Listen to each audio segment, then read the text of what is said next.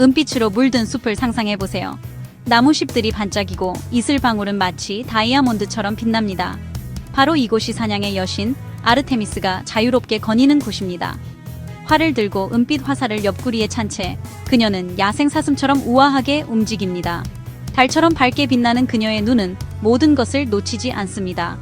아르테미스는 평범한 여신이 아닙니다. 그녀는 자신이 수호하는 숲처럼 거칠고 길들여지지 않았습니다. 그녀는 그 누구에게도, 심지어 신들의 왕 즈스에게도 굴복하지 않는 사냥꾼입니다.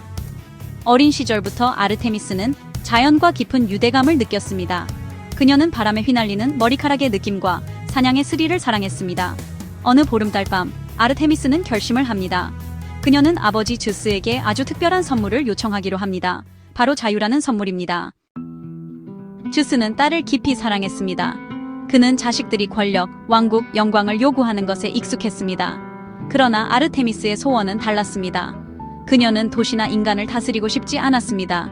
보석이나 궁궐도 원하지 않았습니다.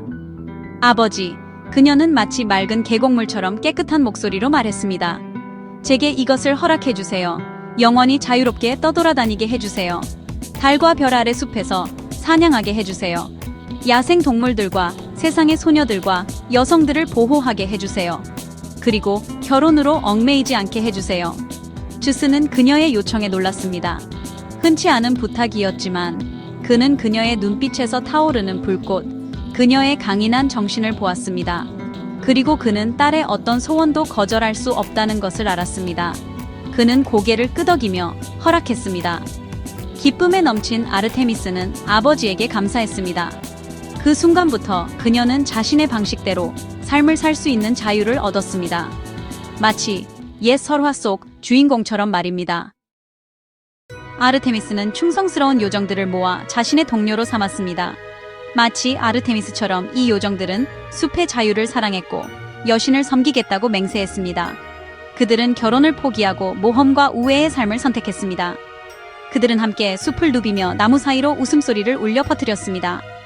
은빛 활을 든 아르테미스와 재치 있는 요정들은 자연과 모든 생명체의 수호자가 되었습니다. 아르테미스의 가장 중요한 규칙 중 하나는 순결이었습니다. 그녀와 그녀의 요정들은 남자의 손길이 닿지 않은 삶을 맹세했습니다. 이 맹세는 아르테미스에게 신성한 것이었습니다. 그것은 그녀의 독립성과 목적에 대한 헌신을 나타냈습니다. 그 순결을 위협하는 것은 여신의 분노를 사는 것이었습니다. 어느 날 젊은 사냥꾼 악타이오는 숲을 헤매다 숨겨진 동굴을 우연히 발견했습니다. 그곳이 아르테미스의 비밀스러운 목욕 장소라는 것을 그는 알지 못했습니다. 그는 나무 사이로 엿보았고 여신과 그녀의 요정들이 폭포 아래에서 목욕하는 것을 보았습니다. 신의 모습을 한 아르테미스는 숨 막힐 듯 아름다웠습니다. 그러나 악타이오는 치명적인 실수를 저질렀습니다. 그는 욕망으로 가득 찬 시선으로 아르테미스의 신성한 공간을 침범하며 그 자리에 머물렀습니다. 그의 존재를 감지한 여신은 경노했습니다. 그녀의 분노는 산불처럼 빠르고 파괴적이었습니다. 그녀는 사냥꾼에게 물을 끼얹었습니다. 물방울이 그에게 닿자 악타이오는 이상한 마법이 몸에 흐르는 것을 느꼈습니다. 그는 사슴으로 변했고 한때 인간이었던 그의 눈은 공포로 가득 찼습니다. 자신에게 무슨 일이 일어났는지 이해할 수 없었던 악타이오는 도망치려 했습니다. 그러나 그의 사냥개들은 그를 먹잇감으로 착각하고 뒤쫓았습니다. 악타이오는 결국 최후를 맞이합니다. 존중과 경계의 중요성을 보여주는 냉혹한 교훈이었습니다. 권력을 벗어나 자유로운 숲을, 삶을 추구하고 영원한 순결을 선택한 여신.